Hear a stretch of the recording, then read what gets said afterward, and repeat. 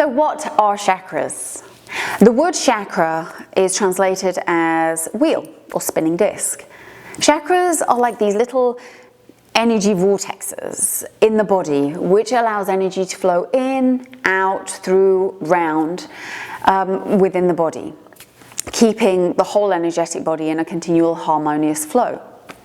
So where did we hear about chakras first of all? Well, they date back to about 1500 to 500 BC. There's no exact pinpoint date. And back in India, the first mention was in the oldest texts, the Vedas. However, there is a mention of chakra, however spelled differently, C-A-K-R-A, in a few of the other texts. Those other texts are the Sri Jabala Dashana Upanishad, the Kudamini Upanishad, the Yogashika Upanishad, and the Shindalya Upanishad. Now there are other texts such as the Satkakra Nirumpana and the Padaka Pankaka also contain descriptions of the centers and the associated practices with chakras. There is also another notable text called the Garakshashatakam, written by Guru Gorakhnath. He gives instruction on the powers of awakening and meditating on the chakras. These texts pretty much form the basis of our modern day understanding of chakras and also Kundalini Yoga. Now there is a scholar called Anodea Judith who wrote in her book, The Wheels of Life, the knowledge of the chakra system was passed down in an oral tradition through the Indo-European people, also known as the Aryan people. So the chakra understanding and the information that we have about them is not only in text, but it's also something that has verbally and orally been passed down from generation to generation to generation. So we have now, and also from different continents, so we now have a broader range of information and thoughts of the chakras. Now, the majority of the texts that we have about the chakras in the West are pretty much here through a translation by a gentleman called Arthur Avalon, who wrote the book The Serpent Power, which was published back in about 1919. So the chakra originally, if you look back into some people's texts and histories, etc., some people stated that there were 5 chakras, some people stated there were 8. Originally the chakras didn't have colors associated to them. There's a few kind of differentials, but kind of modern day now it seems to have settled on the 7 main chakras, and they have attached to them what some people refer to as the rainbow bridge. So the rainbow bridge was created by Christopher Hills. He attached the whole color spectrum to the chakras back, I think it was in about the 1970s.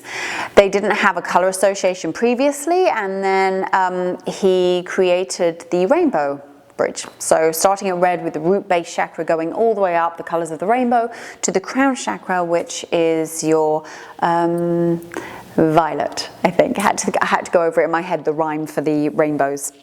So now we've touched on like the little bit of history of chakras. It's slightly vague, so it's more a case of what we now more comprehensively know about the chakras here and now and the modern day and present day texts that we have now come to know and use as our guide when it comes to chakras and the information that we gather about them. So the chakra system is seen as a gateway to help us understand ourselves, to help us understand not only the physical part of ourselves, but also the spiritual part of ourselves. So now that we've touched on chakras, let's touch on understanding the energy behind the chakras and the energetic body. This is something that is a little bit more involved and in-depth and more scientific to get our head around. So the body that we all possess, this one that we dress every day, that gets out of bed, this is a tangible body. We can touch it, we can feel it, we can see it. This is what we see in the mirror. This is what does our yoga asanas for us. This is what other people see. But this isn't the only body that we have, not just the physical body, but we have the energetic body. You may also heard of it referred to as the subtle body or the aura, another name for the same thing. Now, this body isn't tangible. It isn't visible to most.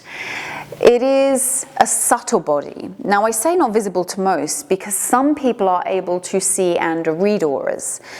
They have the ability to see the colors. So it isn't something that everybody can do, but some people can actually read and see your energetic body.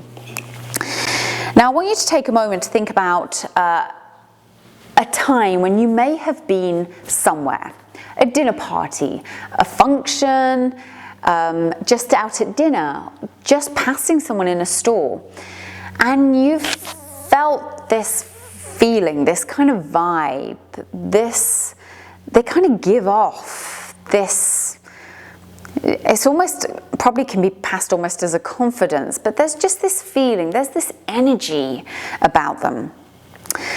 Now, also think back, if it has ever happened, to a time when you may have met somebody for the first time and you just connect.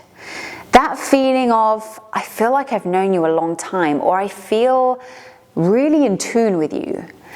That could be because both of you, your energy is vibrating on the same level. So therefore you are deeply connecting because you are both in exactly the same place energetically.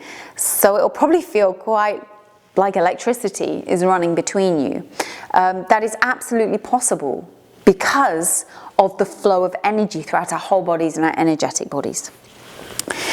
Now, when we take a look at the whole world around us, everything and anything is made up of energy, including ourselves.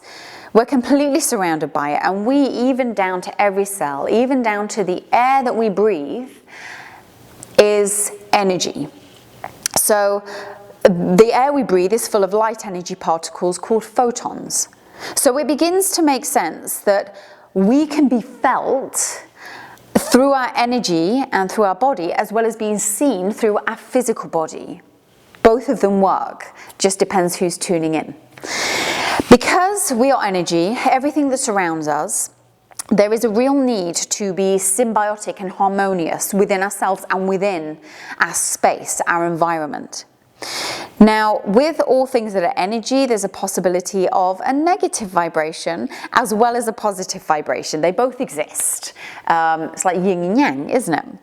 Now, our bodies, our energetic bodies, are not immune to this negative energy, which is where it becomes quite interesting. As much as I just mentioned someone coming into a room and their positive energy exuding and being noticeable and vibing on the same energy as someone else, have you ever been in the presence of someone where their energy is draining?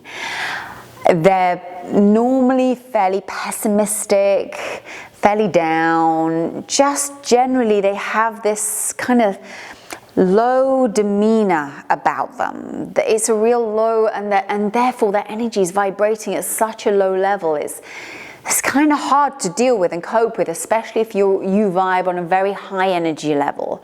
The two there's such a long distance between them that it's almost like this one's coming up to grab your energy and it's been dragging your energy down, and it's hardcore. I call those people energy vampires, simply because once you've kind of had your time with them, you leave and you're just drained. You're like, oh, I just need to go sit down. You feel depleted of all of your energy reserves. That's exactly what's happening. It's kind of that low vibing energy pulling down your high vibing energy. So we have to remember that it works both ways. High energy, low energy, everything around us is energy. If you can keep your environment and your space at high energy, then that really helps you harmoniously live in that space, where if other things around you, the elements aren't quite where you're vibing, then it can be hard. Every day can be a bit of a slog, a bit of a graft to kind of get through. But that's how energy works on those levels. So knowing that we are surrounded by energy, we are energy, it is vital to keep everything flowing and harmonious and keeping it high and positive, because therefore every day you will therefore be serving your higher self and being your best self for the sake of others and those around you.